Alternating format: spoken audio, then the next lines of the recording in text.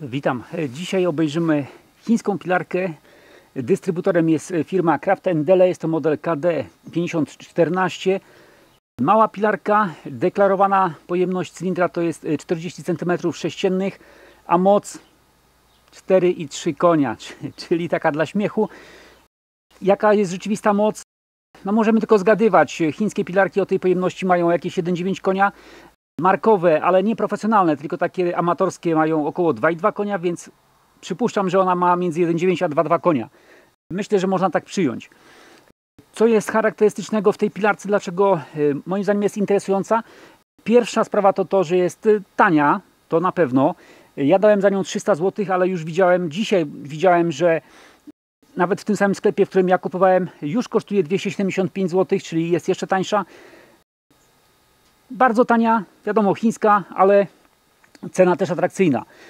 Natomiast to, co mnie zainteresowało w tej pilarce, to fakt, że jest ona troszkę inaczej zbudowana niż wszystkie inne chińskie pilarki dostępne w marketach czy na Allegro. Dlatego, że tamte, mimo różnych plastików, różnych kolorów, nazw i tak dalej, one silnikowo są zrobione wszystkie na jedno kopyto. Są to po prostu kopie silników Zenoa, japońskiej firmy Zenoa, która już nie istnieje, Husqvarna ją przejęła, ale w sumie istnieje jeszcze, tylko aby w Japonii chyba jeszcze sprzedają pod swoją nazwą. W każdym razie ten silnik wygląda trochę inaczej, ma trochę inne odlewy, więc nie wiem, czy nawiązuje w jakikolwiek sposób do tamtych silników, ale wygląda inaczej, więc będę chciał po prostu zobaczyć, jak on pracuje, jak się zachowuje w materiale. A więc obejrzyjmy tą pilarkę trochę z bliska, a później jeszcze nią oczywiście potnę, zobaczymy, jak pracuje. Pierwsze, co tak ogólnie muszę zauważyć, to pierwsze wrażenia, jakie mamy na temat tej pilarki. Jak ją zobaczymy, to naprawdę podoba mi się budowa, jeśli chodzi o plastiki. Nie wygląda na pilarkę za 300 zł. Jest bardzo ładna, plastiki bardzo fajne, nieźle spasowane. Nie wszystkie, nie wszędzie, ale ogólnie można powiedzieć, że wrażenie jest naprawdę pozytywne. Nie powiedziałbym, że to jest pilarka za 300 zł. Wygląda bardzo dobrze. Także przejdźmy już teraz do szczegółów. Zobaczmy z bliska. Generalna budowa pilarki. Mamy ostrogę stalową, karter aluminiowy, zbiornik oleju 210 ml, zbiornik paliwa 400 ml. Korki są ok, ale powiem Wam, że uszczelki mi się nie bardzo podobają. Są takie płaskie i się rozjeżdżają. Jak korki zakręcamy, to uszczelka się rozjeżdża. Tutaj jest taka uszczelka typowo gumowa. Moim zdaniem te uszczelki powinny mieć wzmocnienie materiałowe jakieś, żeby się nie odkształcały, nie rozjeżdżały. Niestety tutaj nie można za mocno przyciskać, trzeba uważać, bo uszczelka może się odkształcać i się rozjeżdża. Także uszczelka nie jest najlepsza, ale korek jest ok, nieźle spasowany, w miarę wygodnie się chwyta i odkręca. Mamy oczywiście aluminiową tutaj rączkę, pokrytą chyba gumą, ale bardzo twardą. Jest bardzo dobry chwyt, świetnie trzyma i wygodna. Trochę taka kształtowana ta guma, także chwyt jest bardzo dobry. Tak jak mówiłem, plastiki są bardzo fajne, nie są błyszczące, tylko takie matowe, trochę takie szorstkie. Naprawdę jakość jest... Wygląda w każdym razie, nie wiem, czy jakość jest super, ale wygląda bardzo dobrze. To, co mi się nie podoba troszkę, to ten chwyt rozrusznika, dlatego że jest on dosyć wielki, nawet nie jak na tą pilarkę, ale ogólnie rzadko się spotyka tak duże uchwyty startera. Jest on ogromny, dodatkowo słabo wykończony, słabo zrobiony. Są tu takie zadziory na łączeniach, także czuć to pod palcami, pasowałoby to jakoś sobie troszkę spiłować. On mi się nie za bardzo podoba. Znaczy, gdyby jeszcze nie było tych zadziorów, to jeszcze ok. Trochę za wielki, ale ok. Tylko te zadziory trzeba sobie spiłować. Sam rozrusznik, tutaj zaraz spróbuję, ma jakiś easy start. Dosyć przyjemnie się odpala. Zobaczymy, jak szybko, jak będę odpalał. Natomiast jeśli chodzi o zawieszenie tej pilarki, to ona ma zawieszenie całkowicie gumowe. I tu jest też jedna z tych właśnie różnic między nią a innymi takimi marketowymi Chińczykami, że one mają zwykle tutaj w tym miejscu sprężynę Resztę mają gumową, ale tutaj mają sprężynę. W każdym razie te większe. Natomiast ta nie ma żadnej sprężyny, wszędzie ma gumy. Poza tym włącznik taki trochę nowszego typu, ale nie wraca z powrotem, trzeba samemu przełączać. Jak się wyłączy, to trzeba samemu go z powrotem włączyć. Przyciski gazu tutaj, te manetki, moim zdaniem ta na górze troszkę może za wąska, ale lekko się ją wciska, więc nie upija w dłoń i chowa się całkowicie w rączkę, więc nie ma problemu. Natomiast ta manetka na dole, ona jest trochę szersza, bardziej zaokrąglona, przyjemna, jeśli chodzi o obsługę. Jedyne co, to troszkę może przyciężko chodzi, ale też nie jakoś bardzo. Mamy pompkę, mamy ssanie.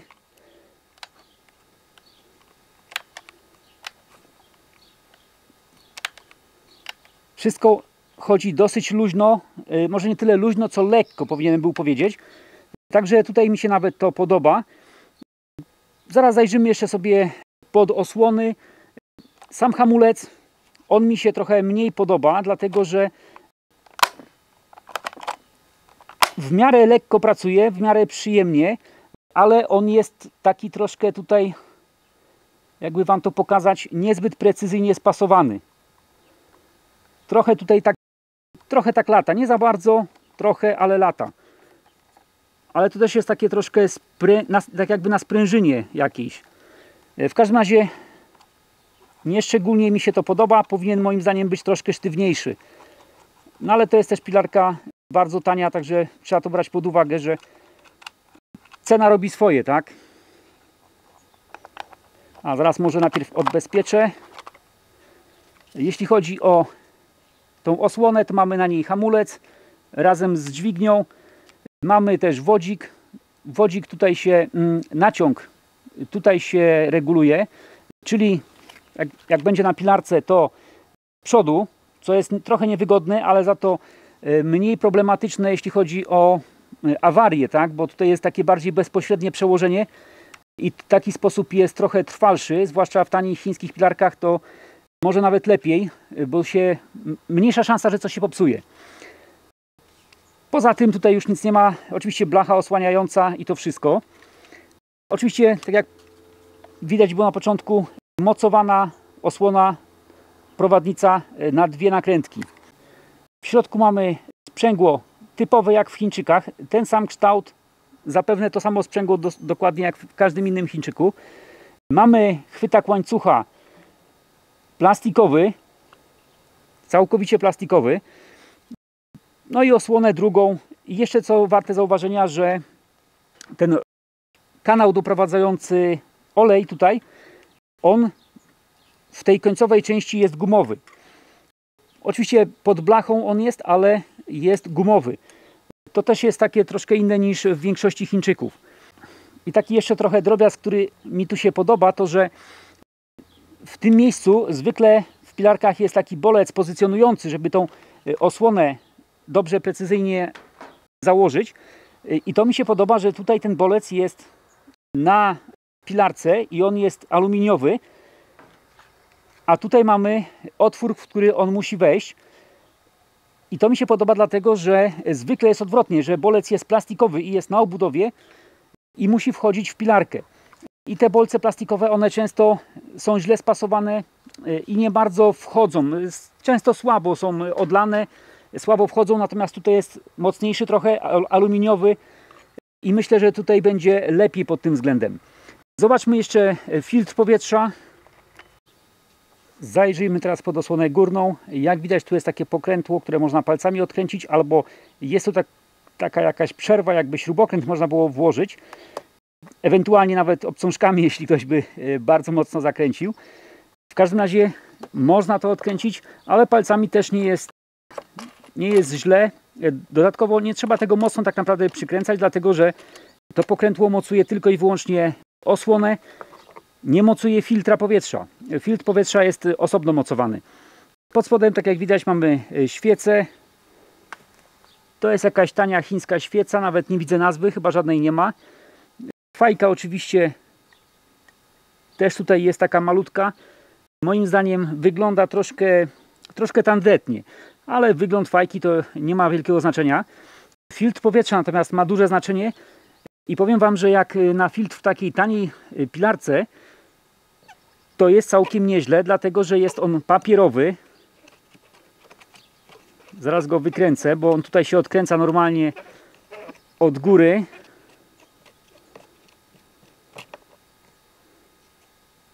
Jest papierowy, tam jest jakaś siatka taka aluminiowa, wzmacniająca, żeby nie można było chyba go zgnieść. Dobrze tu się osadza, te boki tego filtra są gumowe, także wszystko powinno być szczelne. Troszkę moim zdaniem tak to się... trochę jest mało precyzyjne to wszystko. Takie tańsze wykonanie. Tutaj to nie jest jakaś super jakość, ale moim zdaniem już sam fakt, że filtr jest papierowy, to już jest bardzo dobrze i tutaj naprawdę dużo więcej wymagać nie trzeba. Trochę to się długo też nakręca. Trochę długo się przykręca, ale jest ok. Jeśli chodzi o filtr, to naprawdę nie mogę narzekać. Najważniejsze, że wygląda na szczelny. To jest właśnie najważniejsze. A reszta to już nie jest takie istotne. Nie wiem, jaki jest gaźnik. Zaraz zobaczymy, czy coś w ogóle widać. Jeszcze raz odkręcę ten filtr. No nie powiem Wam, że gaźnika w ogóle ani nawet zerknąć nie mogę na gaźnik. Nie wiem, gdzie on tam jest. Podstawa filtra jest oczywiście, jak widać, plastikowa, ale to mi nie przeszkadza. Nie musi być jakaś super mocna. Myślę, że to wystarczy. To jest tylko filtr. Także jednak nie widzę tutaj, jaki jest gaźnik. No ale ponieważ cena jest jaka jest, więc na pewno to nie jest Walbro. To jest 100%.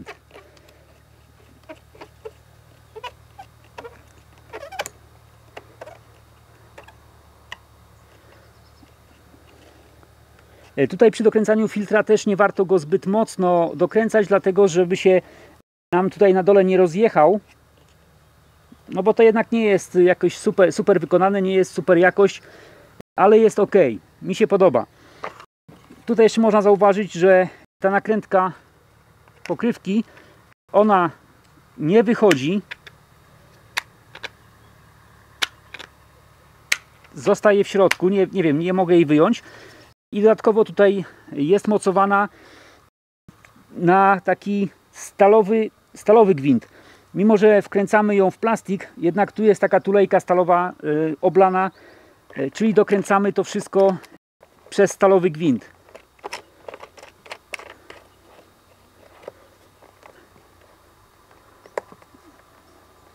I tą obudowę już się dobrze dokręca, szybciej niż filtr. Jest ok i jest fajnie spasowana, bardzo równo. W każdym razie w mojej pilarce jest dobrze wykonana. A propos samego wyglądu pilarki, bo mówiłem, że plastiki są bardzo fajnie wyglądające i nadal to podtrzymuję. Bardzo ładnie wygląda, ale same naklejki trochę psują wizerunek, są gorszej jakości, trochę odstają, tak jakby chciały się odrywać. Szczególnie o takie no, słabo naklejone i słabej jakości te naklejki. Mi się one nie podobają. Od razu je sobie usunę. Ale poza tym pilarka, jeśli chodzi o korpus, materiał moim zdaniem jest fajny, ładny i całkiem nieźle spasowany. Nie jest jakoś super, ale jak na tą cenę to jest super, że tak powiem. Także zobaczmy teraz, jak odpala. Zobaczmy teraz, jak pilarka odpali. Nie była odpalana 2 dni, także podpompuję troszkę paliwa, sanie załączam i ciągnę za starter. Jak mówiłem, jest łatwy rozruch, tylko troszkę mi w tym rozruchu nie pasuje, rozruszniku nie pasuje to, że on jakoś tak trochę za wolno ściąga linkę później. Nie wiem, czy jest sprężyna za słabo napięta, czy w ogóle on tak pracuje, ale jakoś tak leniwie tą linkę ściąga. Ale ściąga, także nie mogę narzekać. Trzecie chyba pociągnięcie zagadał silnik.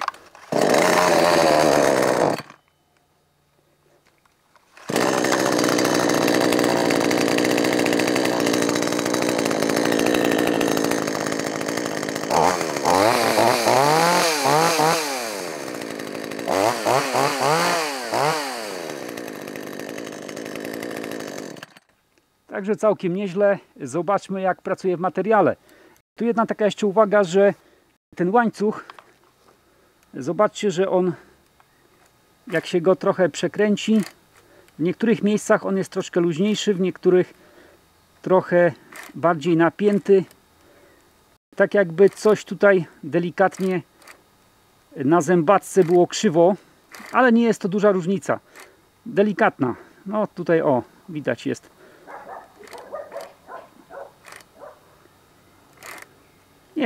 Nie jest aż tak źle. O, tutaj jest napięty w tym miejscu. Udało mi się trafić. A za chwilę jest luźny. To może być spowodowane... O, w tym miejscu jest luźny. Nie jest to duża różnica, także myślę, że można tak pracować, ale prawdopodobnie coś tu jest... Zębatka może, albo łożysko troszkę krzywe. W każdym razie jest delikatna różnica. W zależności od tego, jak pokręcimy łańcuchem, warto na to zwrócić uwagę, dlatego że przy napinaniu łańcucha, przy ustalaniu napięcia, warto ustawić właśnie w tym miejscu, gdzie jest on bardziej napięty, a nie tam, gdzie jest luźny, żeby nie napiąć go za bardzo. Zawsze napinamy w miejscu, gdzie jest najbardziej napięty, a najlepiej później jeszcze sobie sprawdzić, no, tylko nie palcami, ale pociągnąć tym łańcuchem i zobaczyć po prostu, czy on dobrze chodzi. Nie jest źle. Spróbujmy trochę pociąć.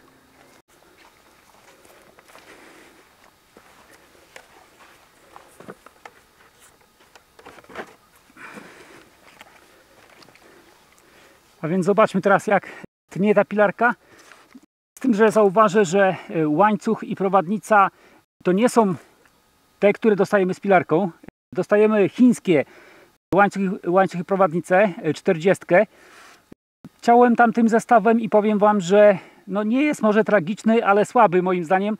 Dlatego do testów wziąłem swój Oregona, łańcuch i prowadnicę, swój zestaw.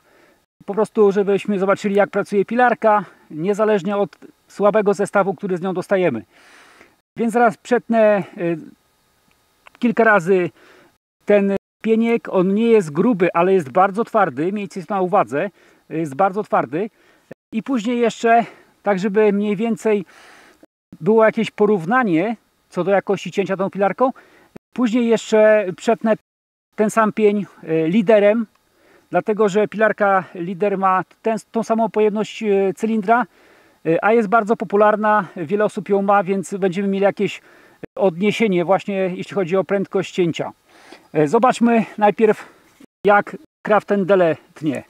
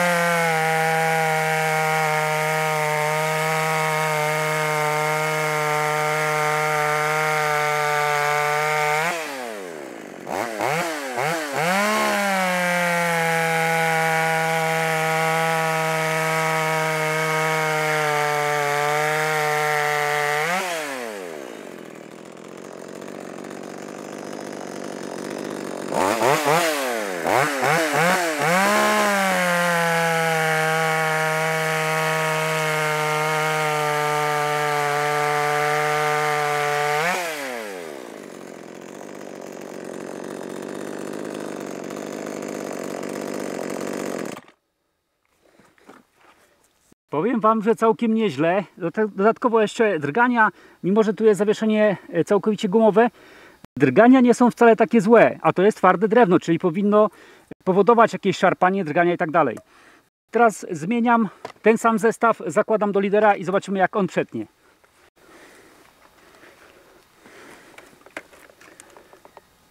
Zobaczmy teraz, jak ten sam materiał przetnie pilarka lider, czyli ona jest deklarowana na 1,9 konia. Zobaczymy, jak będzie w stosunku do tamtej. Oczywiście już pilarka rozgrzana.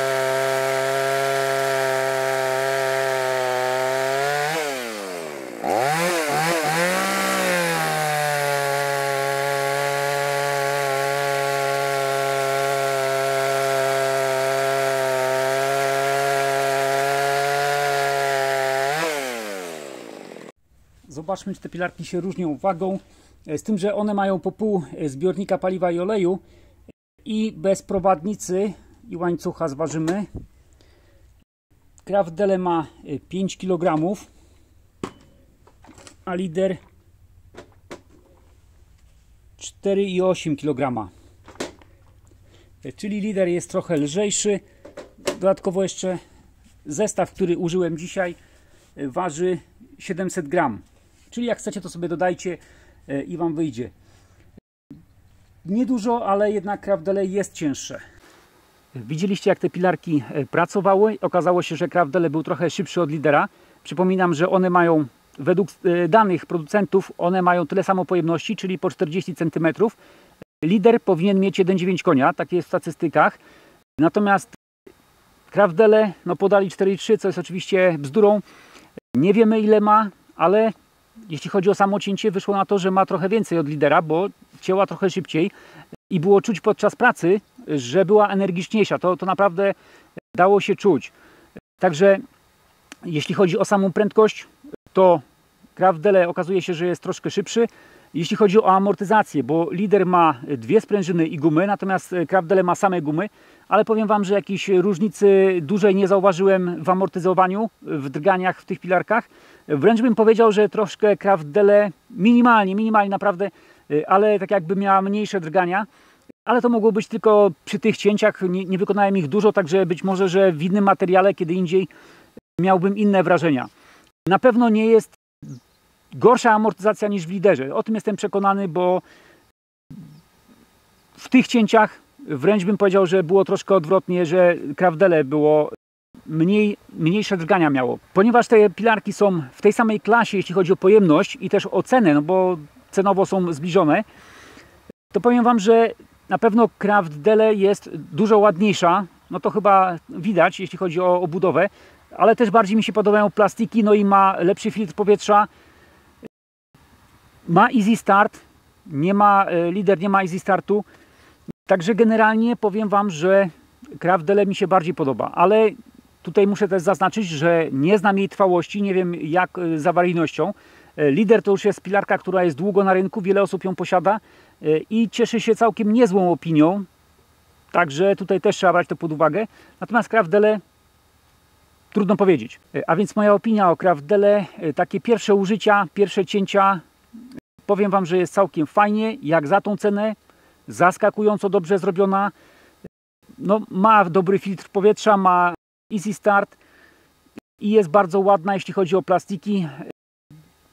Podoba mi się i dodatkowo jeszcze też tnie trochę szybciej od Leadera. No, na to wychodzi. W każdym razie moje egzemplarze cięły tak, jak widzieliście. A więc takie jest moje zdanie. Jeśli chcecie coś powiedzieć od siebie, to napiszcie w komentarzach pod filmem. Natomiast na dzisiaj dziękuję za oglądanie i zapraszam na inne moje filmy. Do zobaczenia.